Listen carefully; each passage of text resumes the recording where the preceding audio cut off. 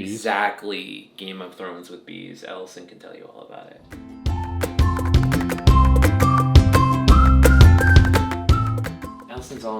She's all into bees. I have my bee suit in the car. You do? It's in the car that... Oh yeah. Should we get it? The performer in me just went crazy inside. Mine too. It looks like the other bees are like making new queens. So then like one queen will rise up and kill the other queen and then take over the hive. So they actually will hide this from the existing queen, but they'll have her lay an egg and then they'll build up like a queen cell. It looks like a peanut shell. Do you know that they kick out all the men? Did you know that? Did we talk about this? The first new queen to emerge will kill the other queen cells and then go kill the existing queen. And then she's the queen. So this is the bee suit. Oh, you're like Put legit. it on. Yes.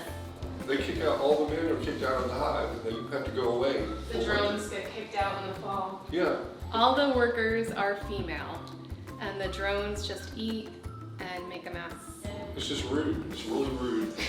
Well, now my hair is getting hot, but you get the idea. I can pull it off. They mate and die, but if they don't mate, they're just in the hive, hanging out. Oh, well, that's different.